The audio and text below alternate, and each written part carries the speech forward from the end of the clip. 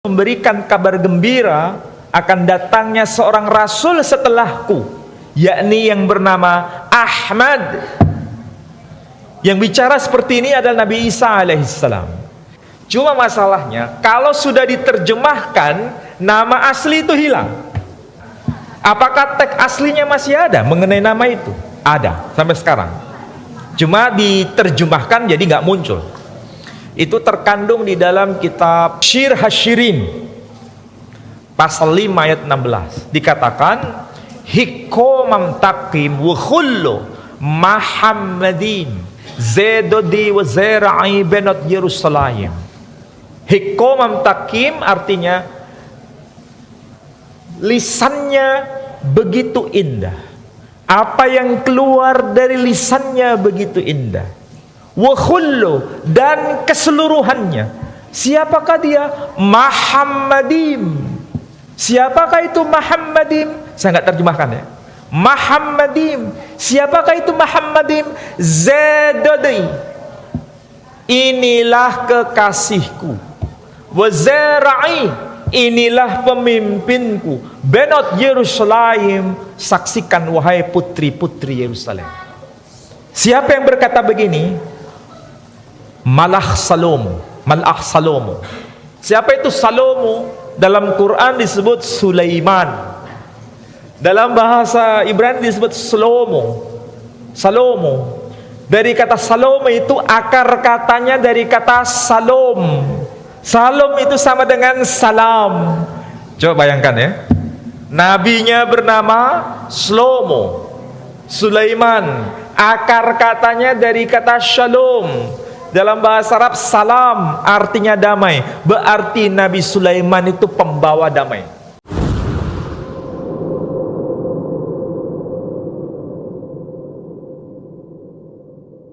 Assalamualaikum warahmatullahi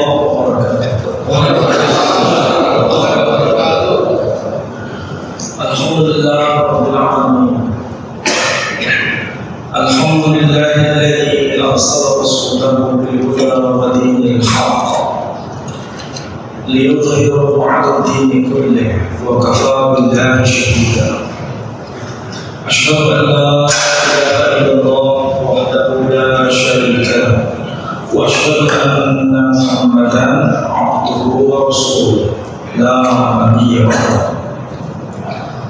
Qala Allah tabaraka wa ta'ala fil Qur'an al-Aziz. A'udzu billahi minasy syaithanir rajim. Bismillahirrahmanirrahim. Rabbana wab'ath fihim rasulan minhum yatlu 'alaihim ayatika wa yu'allimuhum al-kitaba wal hikmata wa yuzakkihim innaka antal 'azizul hakim. Al-ayat. Shadaqallahu a'lam. Saudara-saudara, Bapak Ibu sekalian yang saya hormati, alhamdulillah pada petang ini kita bisa bersama-sama untuk menghadiri majelis yang mulia ini dalam rangka untuk talabul ilm. Mudah-mudahan kebersamaan kita semua mendapat rahmah dari Allah Subhanahu wa taala. Yang di belakang bisa maju tidak apa-apa, daripada terlalu di belakang, maju aja. Oke. Bapak Ibu sekalian dan saudara-saudara, adik saya yang saya cintai, tadi saya bacakan ayat yang termaktub dalam surah Al-Baqarah, surah yang kedua, ayat yang ke-129. Surah Al-Baqarah ayat 129 itu merupakan ayat kunci bagaimana kita memahami dua kalimat syahadat, khususnya syahadat yang kedua. Karena kalau bicara mengenai syahadatain, ada dua pilar utama. Yang pertama, syahadah tauhid. Bagaimana Allah Subhanahu wa ta'ala itu kita pandang sebagai satu-satunya ilah, satu-satunya Rabb yang menciptakan segala sesuatu dan tanpa ada sekutu baginya. Itu saya kira sudah kita mafhum. Yang kedua, yakni yang disebut sebagai kesaksian kita atas nubuwah Nabi terakhir, Nabi kita Muhammad sallallahu alaihi wasallam. Dan kalau kita cermati pada ayat 129 ayat yang tadi saya baca, itu sebenarnya merupakan ungkapan doa pengharapan dari orang yang sering kita sebut namanya setiap hari. Doa pengharapan, permohonan, permintaan dari seseorang yang namanya kita sebut setiap hari dalam solat kita. Dan baru saja kita diingatkan untuk menyebut nama manusia agung itu.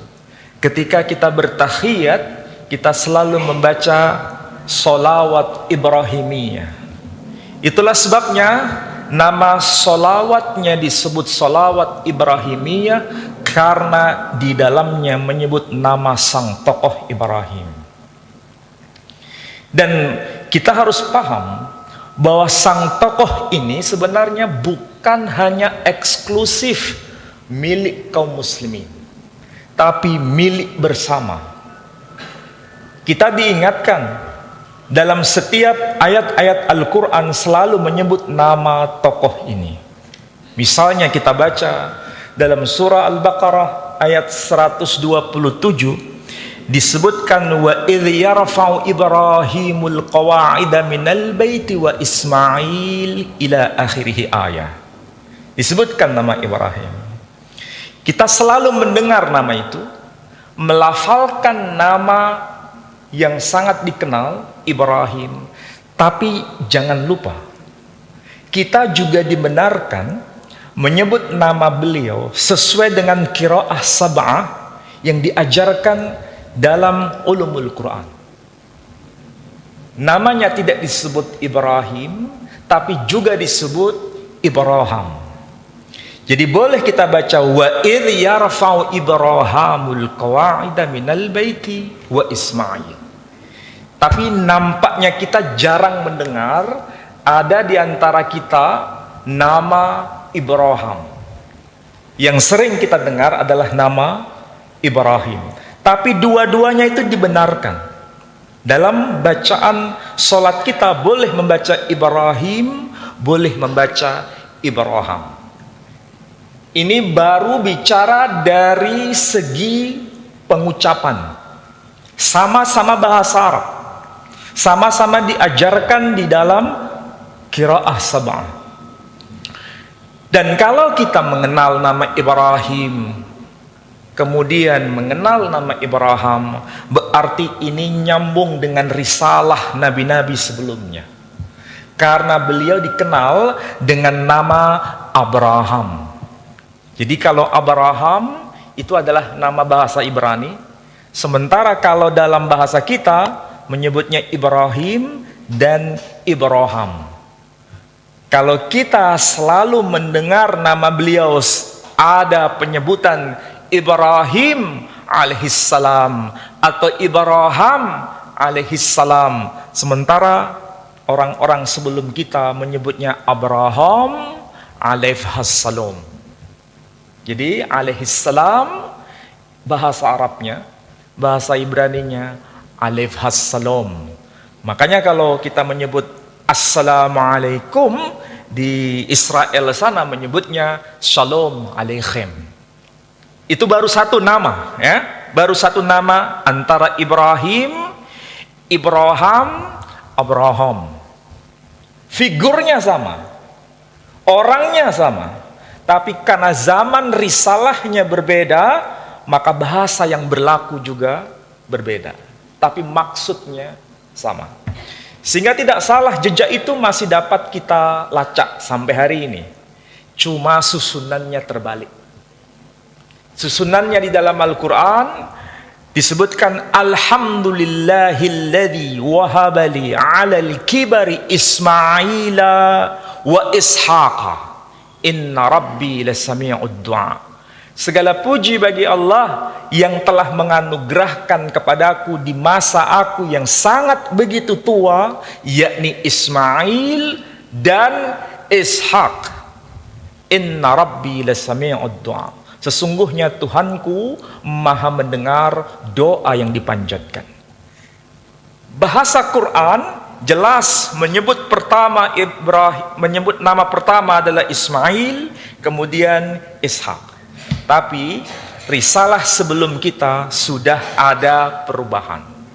Perubahan bukan soal nama, perubahan dalam soal letak penyebutan nama. Mana buktinya? Kita bisa baca dalam bahasa mereka sampai hari ini disebutkan nama putranya sama, tapi penyebutannya dibolak-balik. Contoh disebutkan Bani Abraham, Yitzhak wa Ismail.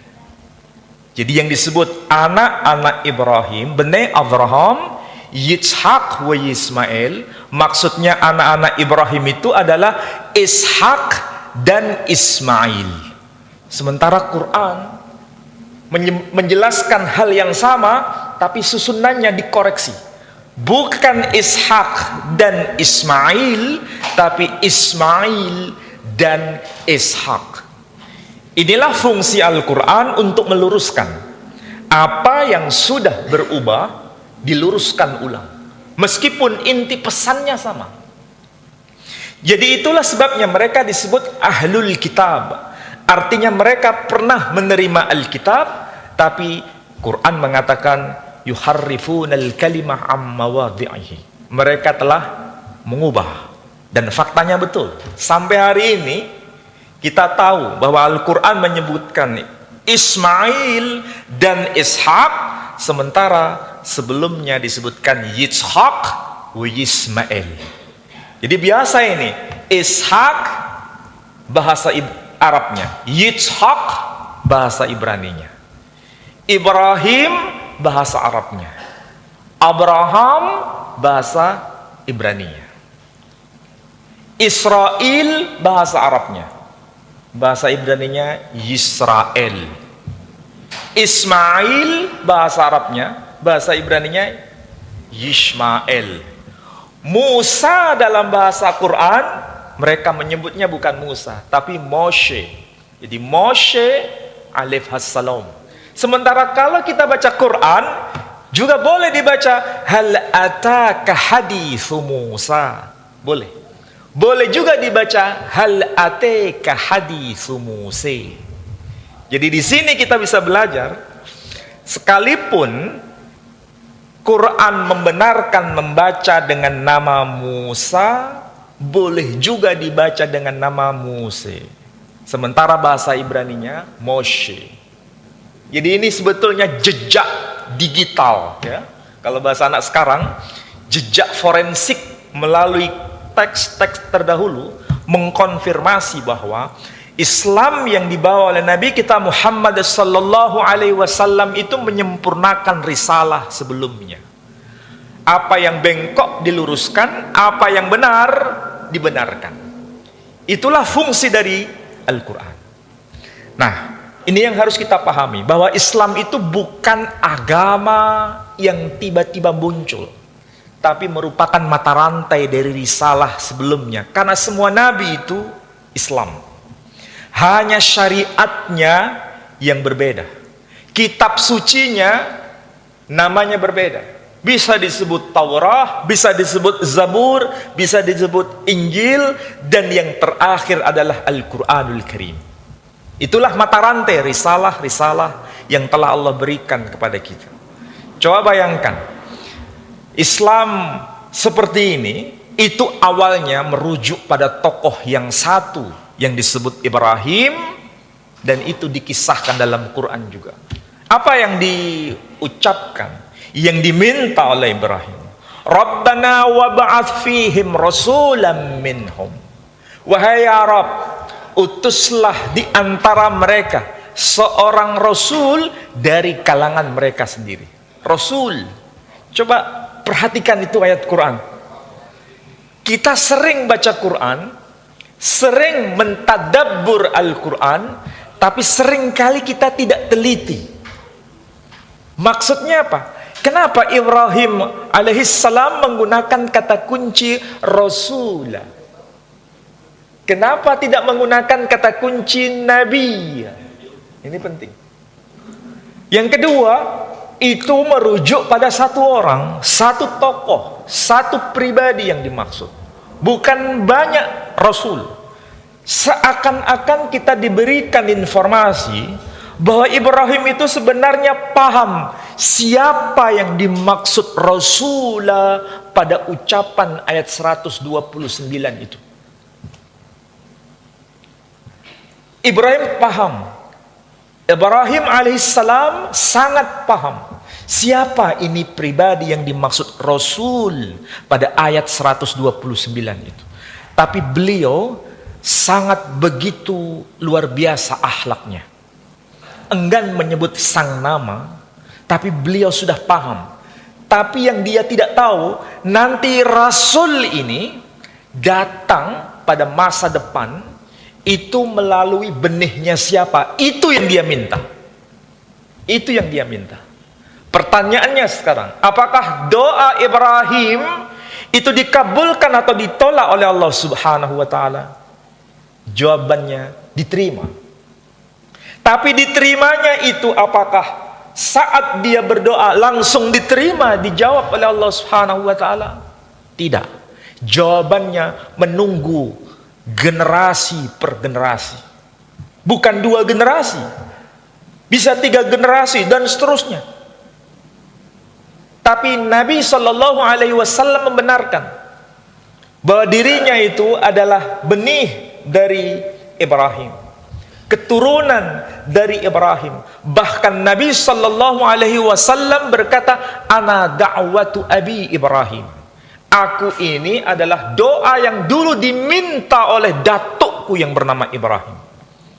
Padahal coba bayangkan, antara Nabi kita Sallallahu Alaihi Wasallam dengan Ibrahim Alaihissalam berapa generasi dan berapa zaman jaraknya. Kalau kita membaca Tarikh At-Tabari, ada nasabnya yang sampai pada puncak antara Nabi kita Sallallahu Alaihi Wasallam sampai kepada Ibrahim.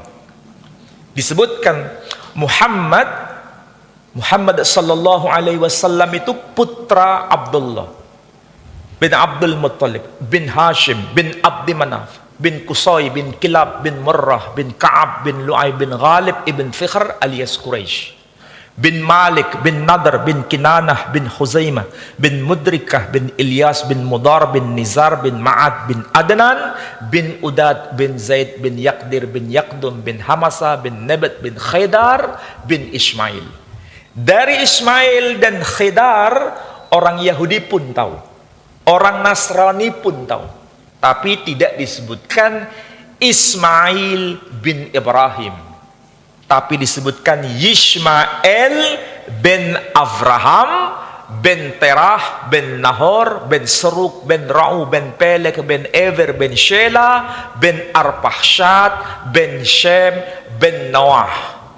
Ben Noah di sini bukan Ben Peter Pan ya. Ben Noah. Ben itu artinya anak. Bin Noah itu sama dengan Nuh. Jadi Quran menyebutnya Nuh. Ibrani menyebutnya Noah. Itu sama seperti orang Jawa dengan orang Bali, itu masih satu keluarga besar. Makanya bahasanya mirip. Orang Jawa menyebut ceker, orang Bali menyebut cokor. Itu bukti bahwa orang Bali dengan orang Jawa itu satu induk, satu generasi. Sama seperti orang Madura dengan orang Jawa. Orang Jawa menyebut pintu itu lawang. Orang Madura tidak menyebut lawang tapi labeng. Sama antara orang Melayu dengan orang Minang. Itu satu keluarga. Orang Minang dan orang Melayu kalau menyebut kucing, Melayu kucing. Orang Minang tidak menyebut kucing tapi kuciang. Itu menandakan mereka satu generasi, satu saudara. Begitu juga cara mempelajari Al-Quran. Bahasa-bahasa yang muncul itu ada kemiripan karena ada kedekatan risalah, bahasanya mirip. Bahkan yang lebih menarik lagi, dalam Quran disebut nama malaikat Jibril, boleh juga dibaca Jabrail dalam Quran. Boleh kita baca Jibril, boleh kita baca Jabrail. Kalau kita baca Jabrail, dekat dengan kata Gabriel. Jadi maksudnya sama, malaikatnya sama. Menyebut nama Mikail dalam Quran, dalam bahasa Ibrani disebut bukan Mikail, tapi Mikhael. Dalam hadis atau dalam kitab-kitab lain, saya kira semua pasti pernah membaca itu. Dan yang lebih unik kalau kita baca dalam Al-Quran, ada malaikat-malaikat yang datang dalam wujud manusia, menyerupakan diri sebagai manusia yang datang kepada Ibrahim. Disebutkan 3 malaikat utama: Jibril, Mikail, Israfil. Dan orang-orang Yahudi menyebutnya malaikat itu yang datang dalam rupa manusia disebut Slosa Enosim. Slosa itu artinya 3. Enosim itu kalau bahasa Arabnya sama dengan Anas. Jadi 3 orang manusia, tapi itu sebetulnya malaikat. Siapa yang datang itu? Tidak disebut Jibril, tidak disebut Mikail, tidak disebut Israfil, tapi disebutnya Gabriel, Mikhael, Rafael. Berarti yang dimaksud itu sama, tidak berbeda. Inilah yang saya maksud, risalah Islam itu membenarkan apa yang benar, meluruskan apa yang bengkok. Jadi kalau benar, dikatakan benar, meskipun cara pelafalan berbeda. Kembali pada pembahasan ayat 129. Permintaan Ibrahim itu menunggu sekian generasi, tapi diijabah oleh Allah Subhanahu wa ta'ala. Kesabarannya tingkat tinggi. Sama seperti kita, kesabarannya tidak sangat tinggi. Kita kalau berdoa minta sekarang, kebiasaan kita dikabulkan sekarang. Tapi Ibrahim tidak. Dia minta sekarang, dia bersabar atas keputusan Allah Subhanahu wa ta'ala, meskipun harus menanti sekian generasi, dan nanti itu adalah hadiah terbesar yang Allah anugerahkan kepada Ibrahim alaihissalam. Dan luar biasa, bukan sekedar nabi, bukan sekedar rasul, tapi juga sebagai ulul azmi, bahkan menjadi pembesar seluruh nabi dan rasul. Bahkan diikat dalam perjanjian. Dalam surah Ali Imran, dalam surah Ali Imran surah ketiga ayat 81, Allah mengabadikan bagaimana semua nabi itu diikat dalam satu perjanjian oleh Allah Subhanahu wa ta'ala mengenai sang rasul yang akan datang itu. Ayatnya sangat panjang, tapi yang bagian awal itu menarik untuk dipahami. Wa idh akhadallahu mitsaqan nabiyyin. Dan ingatlah tatkala Allah mengambil sumpah perjanjian yang amat agung bersama seluruh nabi-nabi. Jadi semua nabi diikat dalam perjanjian mengenai datangnya sang rasul. Seandainya sang rasul itu tidak datang, mereka tidak diikat dalam perjanjian itu. Luar biasa sebenarnya kalau kita mau memahami ayat Al-Quran itu, betapa mulia dan agungnya Rasul terakhir Nabi kita Muhammad sallallahu alaihi wasallam. Bahkan kalau Ibrahim tadi tidak menyebut namanya, hanya menyebutkan Rabbana wa ba'ath fihim rasulan minhum. Rasulah dengan satu gelar tanpa menyebut nama. Dan Allah Subhanahu wa ta'ala kalau menyebut nabi-nabinya, luar biasa, kita diinformasikan dalam Quran. Allah berkata, ya Adam uskun anta wa zawjukal jannah. Wahai Adam, tinggallah engkau di surga bersama pasanganmu. Kepada Nabi Nuh, ulul azmi, Allah Subhanahu wa ta'ala berkata dengan menyebut namanya langsung, Ya Nuh, innahu laysa min ahlik. Wahai Nuh, dia bukan termasuk dari keluargamu yang diselamatkan. Kepada Ibrahim alaihissalam Allah juga sama menyebut dengan nama. Ya Ibrahim, qad sadaqtar ru'ya. Kepada Nabi Isa sama, kepada Nabi Musa sama. Ya Isa, inni mutawaffika wa rafi'uka ilayya. Menyebut nama langsung. Kepada Yahya juga sama. Yahya, ya Yahya, khudil kitaba biquwwah. Tapi pertanyaannya, adakah di dalam Al-Quranul Karim satu ayat saja yang menyebutkan ya Muhammad? Tidak ada. Satu pun ayat tidak ada. Allah hanya berkata, ya ayyuhar rasul balligh ma unzila ilaika min rabbik. Wahai sang rasul, tidak menyebut nama langsung. Betapa tinggi teladan yang Allah sampaikan kepada kita. Dia yang menciptakan segala sesuatu, dia yang telah menciptakan makhluknya, siapapun dia. Tapi Allah subhanahu wa ta'ala memperlakukan hamba pilihannya dengan cara yang luar biasa. Cukup hanya menyebut ya ayyuhar rasul. Sementara kepada yang lain, ya Adam, ya Nuh, ya Ibrahim, ya Yahya, ya Isa, ya Musa, ya Zakaria. Sementara kepada Khataman Nabiyyin Muhammad sallallahu alaihi wasallam Allah hanya berkata ya ayyuhar rasul atau ya ayyuhan nabi. Betapa agung posisi Nabi kita sallallahu alaihi wasallam. Maka tidak salah bila kita pasti mendengar apa yang dulu disampaikan Nabi Musa alaihissalam. Musa alaihissalam bukan sekedar nabi, rasul. Rasul teragung di antara Bani Israel. Bahkan menduduki posisi sebagai ulul azmi. Tapi dia minta, dia memohon kepada Tuhannya untuk bisa menjadi bagian dari ummah Nabi Muhammad sallallahu alaihi wasallam. Tapi Allah tidak mengabulkan. Allah tidak mengabulkan. Kita ini bukan nabi, bukan rasul, bukan siapa-siapa. Tapi kita diberikan anugerah cuma-cuma menjadi bagian dari ummah Nabi Muhammad sallallahu alaihi wasallam. Maka ini bukan sekedar hadiah biasa. Ini hadiah luar biasa. Nabi Musa alaihissalam ingin seperti kita menjadi bagian dari ummah Nabi Muhammad sallallahu alaihi wasallam. Maka jangan sia-siakan hadiah besar ini. Hadiah besar ini luar biasa. Kita menjadi ummah pilihan dari rentetan ummah para nabi sebelumnya. Maka harus kita syukuri ini. Tapi harus menjadi pemikiran kita. Sudahkah kita mensyukuri menjadi ummah ini dengan teladan terbaik bagi ummah yang lain? Sudahkah itu kita bisa lakukan? Kalau saya ibaratkan bahasa sederhana,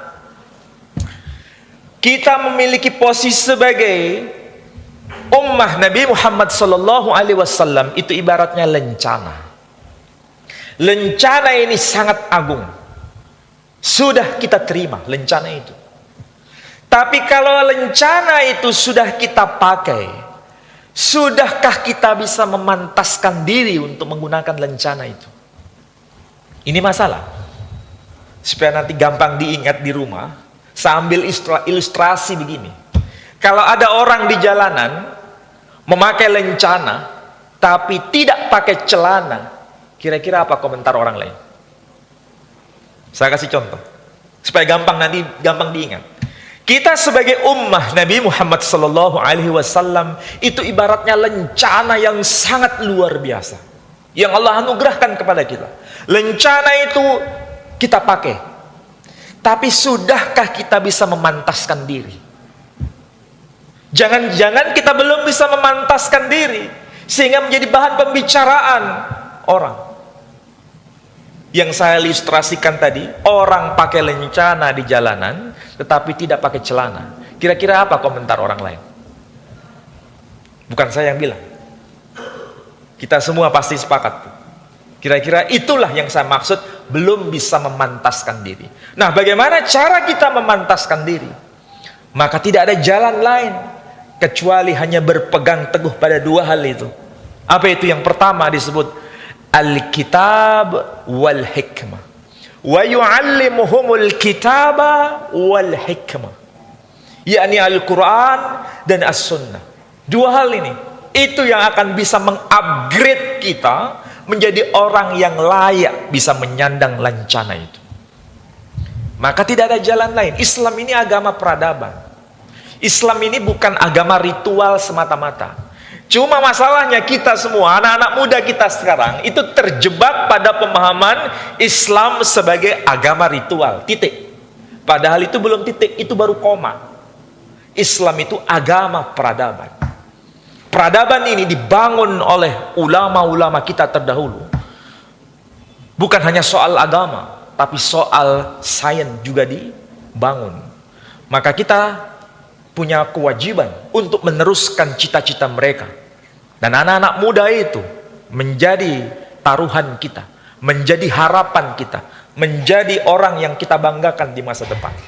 Maka saya minta tolong kepada generasi muda. Ini anak-anak muda sebagian besar di belakang. Harus kita pahami benar bahwa Islam itu bukan semata-mata agama ritual. Ya, bukan semata-mata agama ritual. Kalau sekedar agama ritual, agama lain juga agama ritual. Agama ritual. Tapi tidak ada konsep mengenai peradaban. Tidak ada. Kita masalah ekonomi dalam Quran ada. Masalah sosial dalam Quran ada. Masalah sains dalam Quran ada. Masalah macam-macam ada dalam Quran. Masalahnya, sudahkah kita akrabi itu semua? Dan disitulah kewajiban kita, anak-anak muda. Ada di tangan anak-anak muda, Islam ini akan dilihat di masa depan. Maka kembali lagi, meskipun Ibrahim alaihissalam tidak bisa melihat langsung sosok sang Nabi sallallahu alaihi wasallam karena jarak yang begitu panjang, tapi beliau sangat bersuka cita ketika sang Nabi Shallallahu Alaihi Wasallam diutus di muka bumi, bahkan memproklamirkan diri berkata, ana da'watu abi Ibrahim, aku ini adalah doa yang dulu dipanjatkan oleh datukku Ibrahim. Betapa bangga Nabi Ibrahim alaihissalam dengan munculnya khataman nabiyyin. Maka tidak salah bila kita masih mengenang setiap hari dua nama itu digandengkan dalam solat kita. Allahumma salli ala Muhammad wa ali Muhammad kama sallaita ala Ibrahim ila akhirih. Itu merupakan kebanggaan luar biasa yang diterima oleh Ibrahim. Kita tidak mungkin bisa menjadi nabi, tidak mungkin bisa menjadi rasul, tapi dipastikan kita berjalan di jalan kenabian.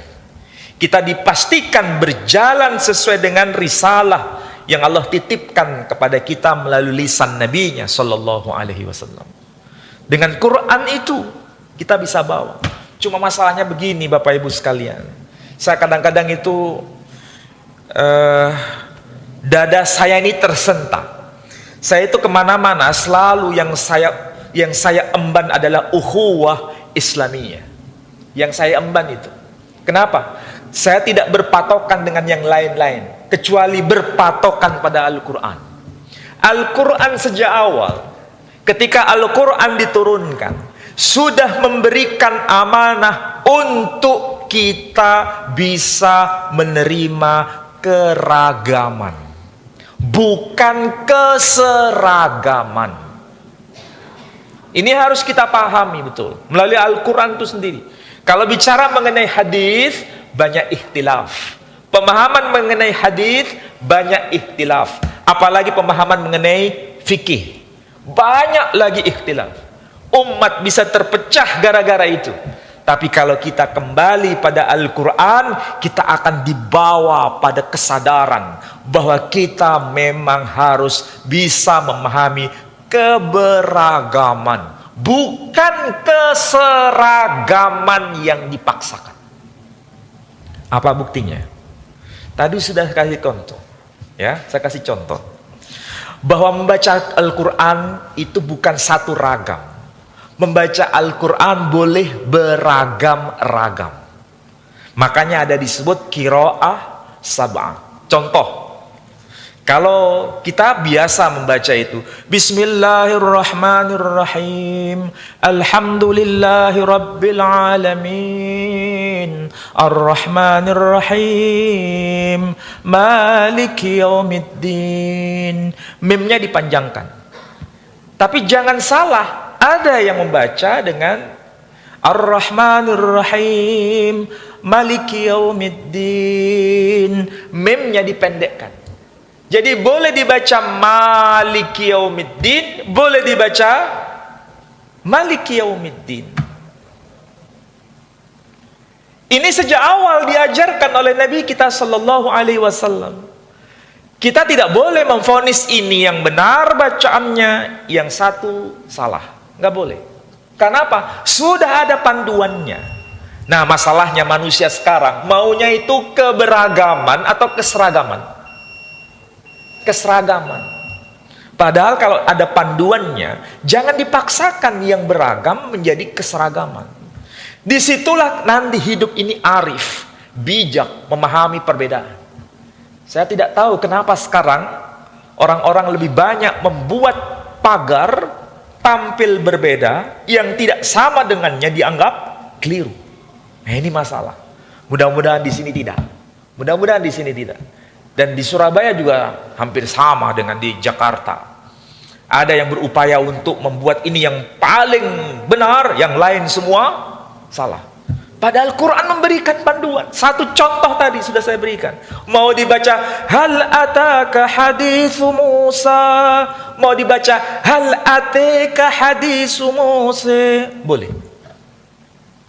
Kenapa harus diseragamkan? Padahal Al-Quran sudah memberikan kemudahan. Jadi jangan sekali-kali merasa paling dan merasa paling. Itu yang berbahaya. Kalau sudah merasa paling, padahal itu ada toleransi menurut Quran sendiri. Boleh ini, boleh itu. Kemudian kita paksakan diseragamkan, hati-hati. Nanti seperti apa yang dulu dilakukan oleh makhluknya Allah subhanahu wa ta'ala, yakni yang berkata ana khairum min. Siapa itu yang berkata? Bahkan bukan sekedar itu, ada argumentasi dan argumentasinya benar, bukan salah argumentasinya. Cuma argumentasi itu diselemuti dengan kesombongan. Dia berkata, khalaqtani min nar wa khalaqtahu min tin.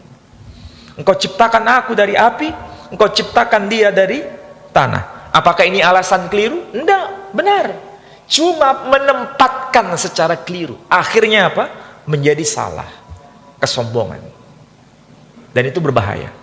Saya berharap jamaah yang ada di sini jaga kebersamaan, jaga ukhuwah Islamiyah.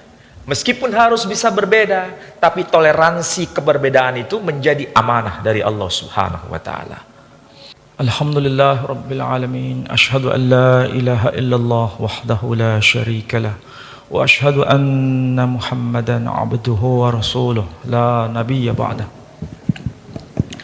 Saudara-saudara sekalian, tadi sudah saya berikan pengantar, tapi pengantarnya panjang, dan saya kira semua sudah memahami bahwa Islam yang kita kenal ini adalah Islam yang sempurna, menyempurnakan risalah para nabi terdahulu.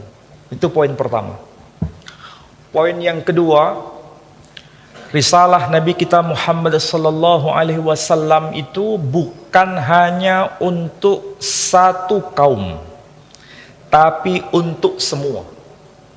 Wa ma arsalnaka illa rahmatan lil alamin. Jadi itu merupakan sebuah bukti bahwa dia datang menjadi puncak risalah para nabi sebelumnya dan sebagai rahmah untuk seluruh alam. Dan kita harus membayangkan seluruh alam itu tidak seragam. Alam ini bangsa-bangsa ini begitu banyak. Dan kita diingatkan oleh Allah Subhanahu wa taala melalui Al-Qur'an, bukan melalui yang lain. Walikulli qaumin had. Setiap ummah ini ada yang memberi penyeru, yang menyerukan. Para ahli tafsir menerjemahkan sebagai nabi ataupun rasul. Tetapi yang harus kita ketahui, mereka bicara bukan dalam satu bahasa. Mereka diingatkan di dalam Quran kedatangannya untuk masing-masing ummah bilisani qaumih, dengan bahasa kaumnya. Nah, ketika risalah ini disempurnakan yang terakhir oleh Nabi kita Muhammad sallallahu alaihi wasallam, kita bisa bayangkan waktu Quran diturunkan di abad ke-7, sekarang ini abad 21 atau 22? 22 sekarang ini. Masuk 22. Jadi kita sekarang ini masuk abad 22. Tapi cara pandang kita lebih sempit dibanding pandangan Nabi Sallallahu Alaihi Wasallam pada abad ke-7. Pada abad ke-7 Nabi memberikan semacam wejangan, ajaran bahwa Quran boleh dibaca dalam 7 macam bacaan. Itu salah satu warning bahwa jangan sampai umat ini ada perbedaan tapi saling menyalahkan, tapi ada perbedaan saling bisa toleransi. Tapi ada figuranya. Figuranya adalah syariat Islam itu sendiri. Ya, itu harus menjadi cara pandang kita memahami agama ini. Jangan sampai kita kembali ke masa yang lebih lalu, tapi pemikiran kita tidak secerdas zaman Nabi Shallallahu Alaihi Wasallam. Bayangkan, bangsa Arab waktu itu bukan satu suku, bersuku-suku. Maka cara membacanya pun tidak bisa diseragamkan. Tapi ada panduan dari Nabi Shallallahu Alaihi Wasallam, dan sampai sekarang masih dapat kita praktekkan. Cuma sekali lagi, kita menjadi ummah Nabi Shallallahu Alaihi Wasallam, sudah layakkah kita ini menyandang lencana itu? Jangan sampai kita belum pantas menggunakan lencana itu, tapi kita sudah merasa paling pantas menggunakan lencana itu. Ini yang paling penting. Dan Nabi Shallallahu Alaihi Wasallam menjamin kita sebenarnya untuk beragama ini dalam jalan yang benar. Tidak mungkin ummah ini bersepakat dalam kesalahan. Ummah ini bersepakat dalam satu kebenaran. Coba bayangkan, Al-Quran yang begitu luar biasa. Kita biasanya itu melihat Al-Quranul Karim, yang kita lihat itu 30 juznya, satu bendel begini. Padahal Al-Quran yang 30 juz itu masih ada 6 yang lain. 6 ditambah ini 7.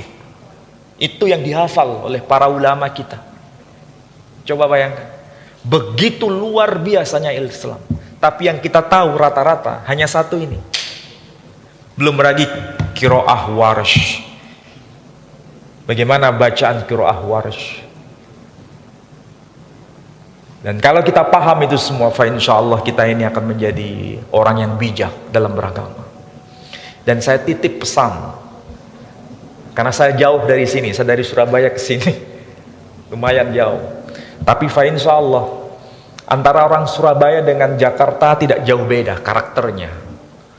Ada keberagaman, makanya disebut metropolitan. Namanya saja metro. Metro itu artinya ibu. Berarti itu menjadi rujukan dari semuanya. Semua ada, keanekaragaman itu ada. Bukan hanya soal tutur bahasa, tradisinya. Nah, itulah sebabnya kalau Quran berada di tengah-tengah kita, ini akan menjadi panduan kita untuk melihat sosok sang Rasul Sallallahu Alaihi Wasallam menjadi rahmah bagi semuanya. Dan kita akan dikejutkan melalui Al-Quran sebenarnya. Tapi saya belum cerita di sini. Kalau kita baca Al-Quran ini, ya, baca Al-Quran ini, itu hampir sama membaca seluruh kitab Nabi-Nabi. Hampir sama, membaca seluruh kitab Nabi-Nabi. Tapi saya ambil satu contoh saja. Satu saja. Kalau tadi saya mengatakan Quran menyebut satu tokoh yang bernama Nuh. Dan ada kisahnya dalam Quran. Di dalam kitab agama lain, kaum Nasrani dan kaum Yahudi juga mengenal tokoh yang sama, cuma cara pelafalan yang beda. Kisahnya sama, banjir besar. Tidak dengan nama Nuh, tapi dengan nama Noah. Noah dan Nuh. Kalau kita tanya lagi, adakah tradisi lain yang mengenal tokoh yang sama ini? Saya jawab ada. Ada. Dan itu dari tradisi India. Orang-orang Hindu itu mengenal tokoh ini, mengenal kisah banjir besar ini, tapi bukan dengan nama Nuh, bukan dengan nama Noah, tapi dengan nama Manu. Jadi kalau kita tanya kepada saudara kita, teman kita, sahabat kita yang dari Denpasar, Bali, tanya saja, kamu kenal enggak tokoh yang bernama Manu?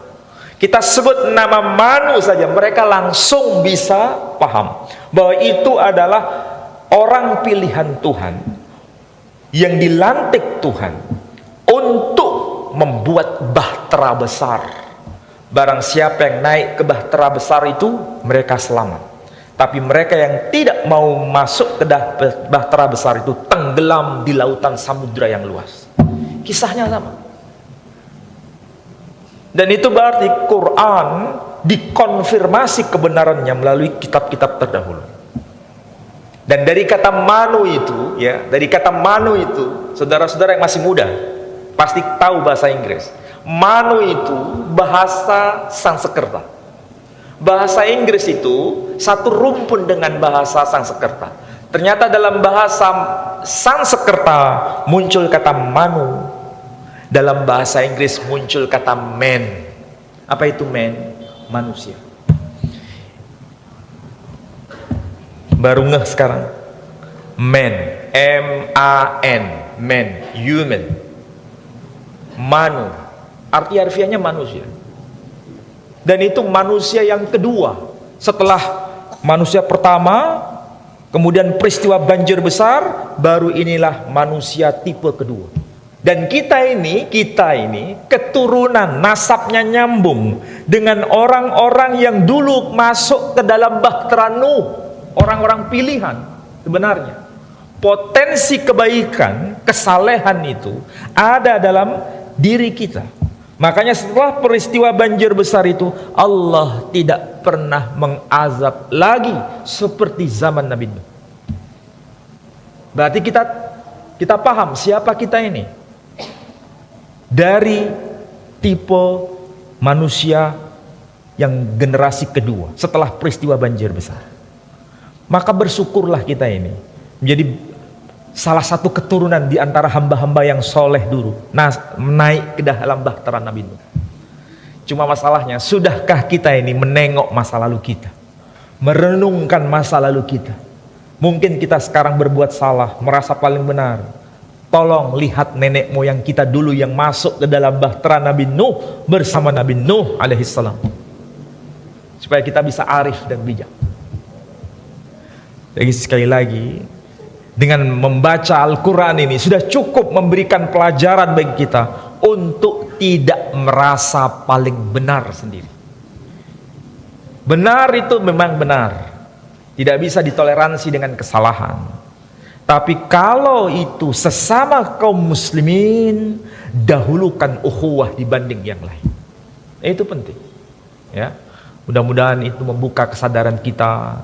Tidak ada jarak di antara kita. Tidak ada sesuatu yang bisa dikatakan saling mencurigai. Semua berjalan di jalan Shiratal Mustaqim ini.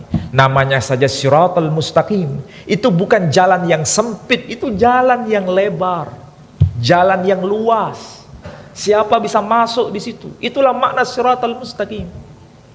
Jangan bayangkan itu jalan yang sempit, hanya kelompoknya sendiri yang bisa berjalan di jalan itu. Tidak. Maka bersyukurlah kita yang hadir di tempat ini untuk merenungkan kembali betapa luar biasa Allah titipkan Al-Quran ini kepada Nabi kita Muhammad sallallahu alaihi wasallam untuk kita. Baik membaca dengan cara bagaimanapun, yang penting diajarkan oleh Nabi Shallallahu Alaihi Wasallam, itulah yang harus kita hormati dan harus kita hargai sesama kita.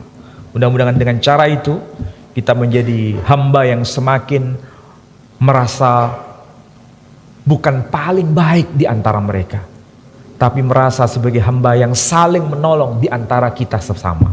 Itu yang paling harus kita utamakan.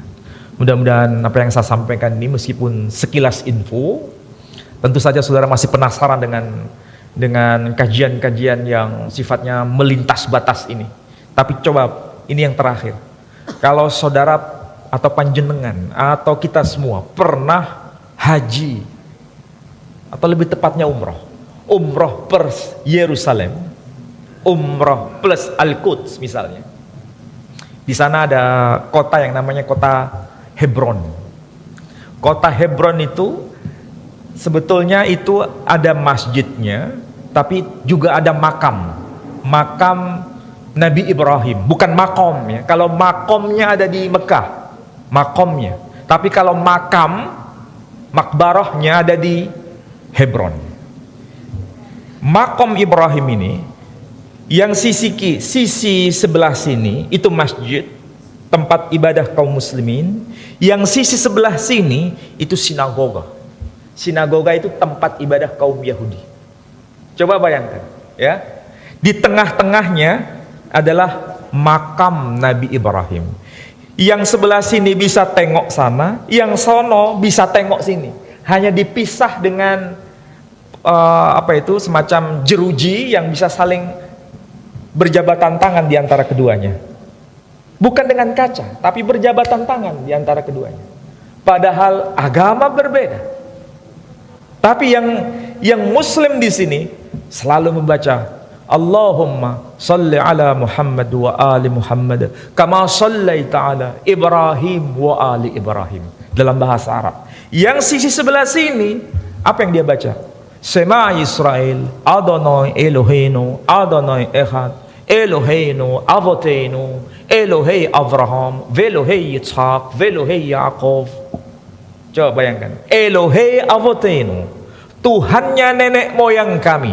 Elohei Abraham, Tuhannya Ibrahim. Velohei Yitzhak, Tuhannya Ishak. Velohei Yaakov, Tuhannya Yakub. Elohim Echad, satu-satunya Tuhan. Kalau seandainya Nabi Ibrahim dibangkitkan dari alam kuburnya, kira-kira mendengar enggak? Mendengar enggak apa yang diucapkan yang sisi kiri dan sisi kanan tadi? Mendengar. Yang satu bahasa Ibrani, yang satu bahasa Arab. Coba bayangkan betapa pedih dan keluhan tetesan air mata Ibrahim. Kita bisa bayangkan tuh.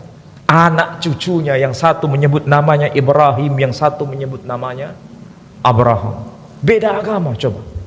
Ini kita sesama muslim ini boleh membaca wa idh yarfa'u Ibrahimul qawa'ida minal bait ila akhirih. Yang satu membaca wa idh yarfa'u Ibrahimul qawa'ida minal bait ila akhirih. Sesama muslim boleh menggunakan bahasa menyebut nama Ibrahim ataupun Ibrahim. Bagaimana? Apa yang terjadi? Luar biasa itu dampaknya bagi jiwa kita. Maka sekali lagi, mudah-mudahan kita menjalin ukhuwah. Tadi imam kita membaca ayat berkaitan dengan ukhuwah. Bayangkan itu. Sudah ada warning positif dari Allah Subhanahu wa taala. Ukhuwah itu dalam rangka menyikapi perbedaan. Tapi kita di bawah payung yang sama. Dan Quran memperingatkan itu.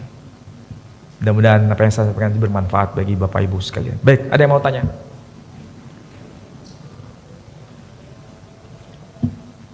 Assalamualaikum warahmatullahi wabarakatuh. Ustadz, kalau dalam Al-Quran disebut fawailul ladzina katabat aydihim summa yaqulun hadza min indillah. Nah, kemudian ada juga menyebut nama Nabi min ba'di ismuhu Ahmad. Dalam kitab-kitab terdahulu, apakah memang nama Nabi Muhammad itu memang disebutkan, sehingga yang sekarang-sekarang ini meragukan yang umat dari Nasara maupun Yahudi mengatakan tidak ada namanya. Nah, bagaimana itu? Apa memang ada penyebutan itu? Terima kasih, Ustaz. Ya, itu pertanyaan bagus. Jadi begini, Allah Subhanahu wa Ta'ala mengajarkan kepada kita itu dengan dua cara, ya. Satu melalui petunjuk Al-Qur'anul Karim, wahyu dari Allah Subhanahu wa Ta'ala. Kedua melalui barang bukti di luar Quran. Barang bukti itu tidak akan hilang. Tapi kalau dimanipulasi, iya. Tapi tidak akan pernah hilang. Ini beda dengan sikapnya Sambo yang menghilangkan barang bukti. Ya, jadi barang bukti itu tidak mungkin hilang. Saya salah satunya di antara beberapa orang yang punya pemahaman begini. Tidak mungkin barang bukti itu hilang. Hanya saja kita kurang terampil untuk membaca bukti itu. Ya. Nah, berkaitan dengan pertanyaan tadi, kalau dikatakan dalam Al-Quran bahwa ada seorang Rasul yang namanya disebut oleh Nabi Isa alaihissalam dalam surah As-Saff itu, surah 61 ayat 6, wa mubasysyiran bi rasuli ya'ti min ba'di ismuhu Ahmad, dan sekaligus memberikan kabar gembira akan datangnya seorang rasul setelahku, yakni yang bernama Ahmad. Yang bicara seperti ini adalah Nabi Isa alaihissalam.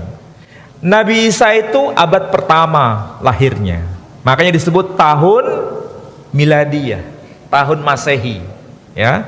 Nabi kita ini lahir tahun 571 Masehi.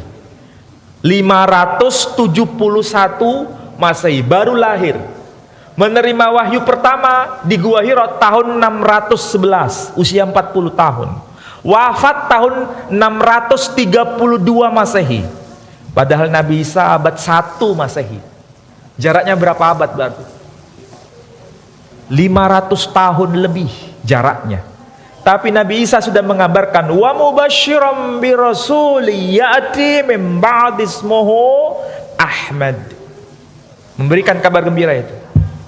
Pertanyaannya, apakah kabar gembira itu bisa divalidasi dengan data di luar Quran? Jawabannya ada. Ada. Cuma masalahnya, kalau sudah diterjemahkan, nama asli itu hilang. Saya tanya sekarang, kalau nama Muhammad, kalau diterjemahkan apa? Orang yang terpuji, ya kan? Kalau diterjemahkan orang yang terpuji. Masalahnya, kalau ditafsirkan liar, orang terpuji itu ya bisa siapa saja. Siapa saja namanya. Yang jelas dia orang yang terpuji. Mau namanya si A, si B, si C dan sebagainya, bisa siapa saja. Ini penafsiran liar. Nah, apakah teks aslinya masih ada mengenai nama itu? Ada sampai sekarang. Cuma diterjemahkan jadi nggak muncul. Itu terkandung di dalam kitab Syir Hasyirin pasal 5 ayat 16. Dikatakan hikomam takim wa khullu Muhammadin zedodi wa zera'i benot Yerusalem. Hikomam takim artinya lisannya begitu indah. Apa yang keluar dari lisannya begitu indah.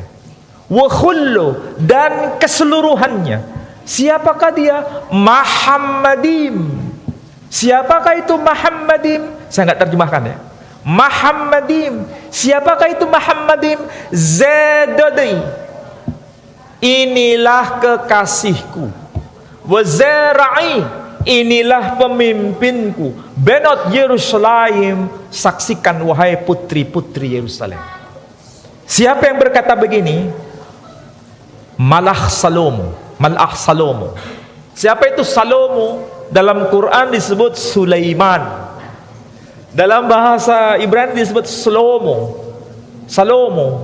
Dari kata Salomo itu akar katanya dari kata Salom. Salom itu sama dengan salam. Coba bayangkan ya. Nabinya bernama Sulaiman. Akar katanya dari kata Shalom. Dalam bahasa Arab salam artinya damai. Berarti Nabi Sulaiman itu pembawa damai. Makanya dia disebut Raja Damai. Pembawa damai. Namanya saja mengandung makna damai. Dia berkata, ada yang muncul di masa depan. Dia bernama Muhammadim. Dia disebut sebagai Zadodi. Dialah, inilah pemimpinku, kekasihku. Wa zara'i, inilah pemimpinku. Coba bayangkan, Nabi Sulaiman itu pemimpin, Nabi Sulaiman itu raja, tapi ada yang lebih mulia, lebih agung dibanding dia. Makanya dia disebut sebagai dialah pemimpinku. Siapakah dia? Muhammadin. Cuma dalam terjemahan disebutkan apa? Yang paling indah, yang paling bersih, yang paling terpuji. Namanya hilang, tapi teks aslinya masih ada. Itu yang saya maksud dengan barang bukti. Kalau Allah sudah mengatakan itu barang bukti, tidak akan pernah hilang. Masalahnya, sanggupkah kita menerangkan barang bukti itu? Apalagi kalau barang bukti itu dihilangkan. Tidak mungkin. Allah subhanahu wa ta'ala tidak pernah menghilangkan barang bukti. Nabi Nuh kisahnya dalam Quran ada. Nabi Nuh kisahnya dalam kitab Bhagavad Gita, kitab orang-orang Hindu, kitab Rigveda ada. Kitab agama Nasrani, Al-Kitabul Muqaddas atau The Bible ada. Perahunya Nabi Nuh sampai sekarang masih ada. Di mana? Di wilayah Turki, di puncak gunung tertinggi, dan itu diselimuti dengan es. Bayangkan, kalau kita mau mengawetkan makanan, disimpan di mana? Di freezer. Freezer itu es atau bukan? Iya, sudah diajar Allah subhanahu wa ta'ala meletakkan perahu besar Nabi Nuh di puncak gunung Jud, dan itu diselimuti es. Bagian potongan-potongan kayu besar itu bisa dibawa turun, bagian kecil, bukan besar. Kalau besar nggak bisa dibawa turun. Bagian kecil dibawa ke Leningrad di Rusia, dan itu ternyata diteliti memang perahu sezaman dengan Nabi Nuh. Sampai sekarang barang bukti itu ada. Masih kurang apa lagi barang bukti itu? Tapi manusia yang katanya manusia, barang bukti masih ada, dihilangkan. Barang bukti yang masih ada, ditolak. Betul enggak sekarang? Ya. Sekarang tergantung kita. Kita tipe manusia mana? Manusia yang terima barang bukti itu dan beriman, atau tahu barang bukti itu kemudian justru tidak beriman. Pilihan ada di diri kita masing-masing. Baik. Ada yang mau tanya tadi selain itu? Satu lagi ini ya.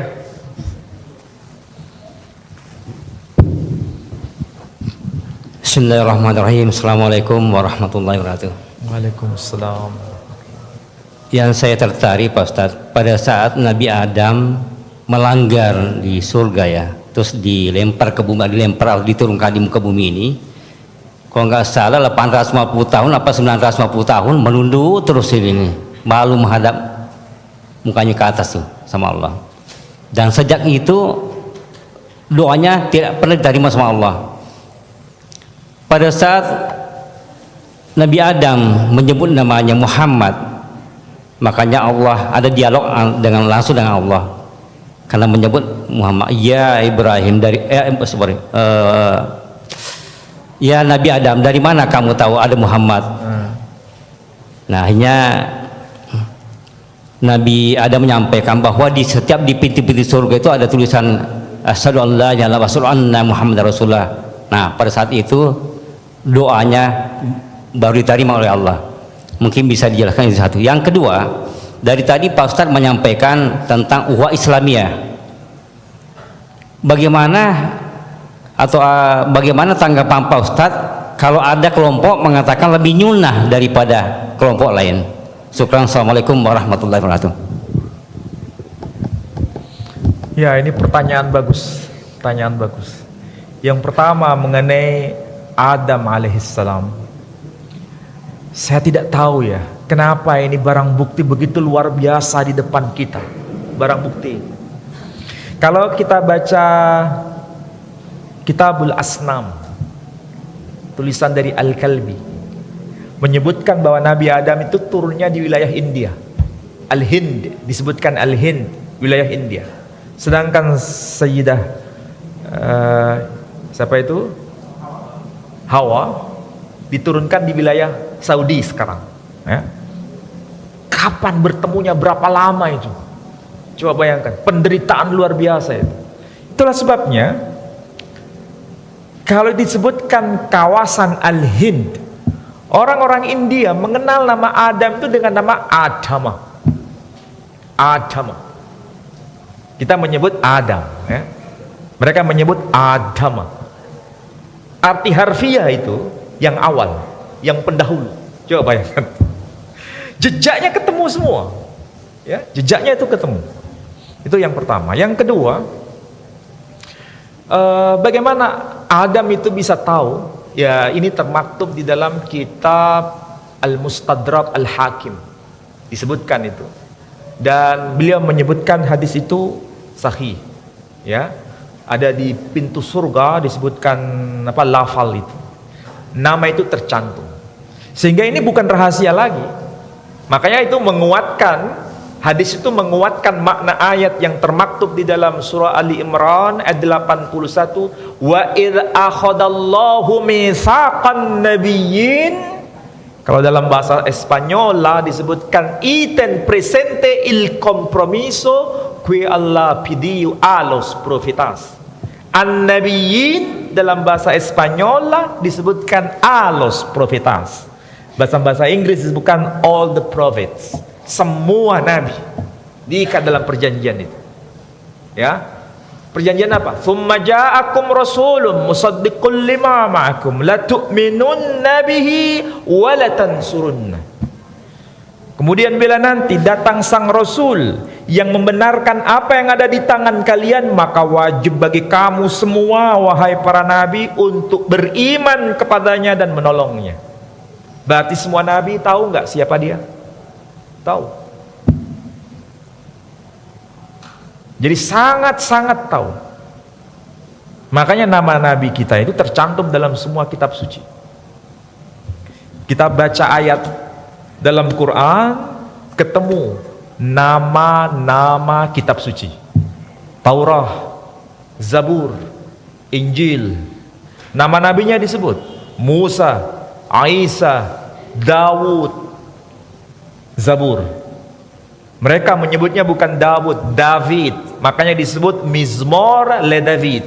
Mazmurnya Nabi Dawud. David, Dawud, maksudnya pribadinya satu, bukan beda. Nah, pertanyaan yang kedua, kalau kita membaca ayat 129, Rasul itu yu'allimuhumul kitaba wal hikmah. Rasul itu mengajarkan Alkitab dan Al-Hikmah. Alkitab ai bimakna Al-Quran, sedangkan Al-Hikmah maknanya adalah As-Sunnah. Ya, dua hal ini yang menjadi peninggalan dari Rasul Sallallahu Alaihi Wasallam. Itu menjadi pegangan kita semua. Ya. Beriman dengan keduanya dan melaksanakan berdasar pada keduanya. Tapi kita diingatkan generasi salafus salih terdahulu, semua berpegang pada dua hal. Tapi produk ijtihad bisa berbeda. Ya, produk ijtihad bisa berbeda. Meskipun nas yang dipahami, nasnya sama, tapi mereka saling bisa memahami, saling bisa toleran sekali. Bagaimana antara Imam Syafi'i dengan Imam Ahmad ibn Hanbal? Akhlaknya seperti apa? Sementara kita yang hidupnya jauh dari zaman mereka merasa paling apa tadi? Paling benar. Ini masalah sekarang ini. Ini masalah. Padahal produk ijtihadi itu tidak bisa untuk menghakimi yang lain. Produk ijtihadi itu adalah sekuat tenaga kita untuk bisa memahami nas. Tapi kalaupun berbeda, harus bisa saling menghargai. Buktinya dengan Al-Quran saja, kita diingatkan dengan bacaan yang macam-macam tadi. Para imam yang terdahulu saling bisa toleransi mengenai itu. Jadi kalau berdasar pada sunnah harus, tapi kalau sudah merasa paling nyunnah, haram, tidak boleh. Merasa paling nyunnah, namanya saja merasa paling nyunnah, berarti ada kesombongan tidak di situ? Ada unsur kesombongan. Kalau sudah ada unsur kesombongan, berarti merendahkan yang lain. Kalau merendahkan yang lain, ingat, khalaqtani min nar wa khalaqtahu min tin. Siapa yang berkata begini? Tidak perlu saya jawab. Silakan kita kembali pada Quran sendiri, ya. Jadi sekali lagi, berdasar pada sunnah, iya. Tapi kalau sudah merasa paling nyunnah, tidak boleh. Tidak boleh. Dan itu harus kita ajarkan kepada generasi muda kita. Jangan merasa paling. Kalau sudah merasa paling ini bahaya, ya, bahaya. Sehingga kalau ada yang beda dengan kita, biasa. Waktu saya di Maroko, orang itu sholat dia madhabnya Maliki. Madhabnya Maliki. Kalau di sini madhabnya apa? Syafi'i. Antara Imam Malik dengan Imam Syafi'i, jangan dibentur-benturkan. Itu adalah produk zaman itu. Dan sampai sekarang semuanya bisa saling berbagi. Di Masjidil Haram kita bisa lihat berbagai macam orang, berbagai macam cara pelaksanaan sunnah, hasil ijtihadi. Tetapi mereka bisa saling, bisa toleran, bisa bersama-sama. Nah, itu harus dibawa ke sini. Ibadah haji yang bisa bertoleransi seperti itu harus dibawa ke sini.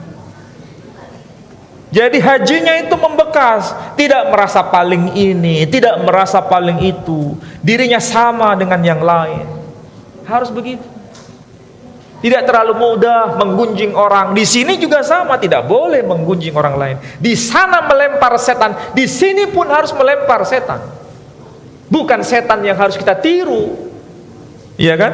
Kalau sudah mengatakan ana khairum min khalaqtani min nar wa khalaqtahu min tin, berarti ini melempar setan atau meniru setan. Nah, kita sendiri yang jawab, ya. Kalau melaksanakan sunnah harus, tapi merasa paling nyunnah tidak boleh, tidak boleh. Harus jauh-jauh itu, harus kita jauh. Ya. Baik, mudah-mudahan apa yang saya sampaikan dimanfaat bagi Bapak Ibu sekalian, menata cara beragama kita ini dengan cara yang baik. Tidak merasa paling ini, tidak merasa paling itu. Dan itu akan membuat jiwa kita tenang. Akan membuat jiwa kita tenang. Saya akhiri dengan doa penutup majelis. Subhanakallahumma bihamdika asyhadu an la ilaha illa anta astaghfiruka wa atubu ilaik. Assalamualaikum warahmatullahi wabarakatuh.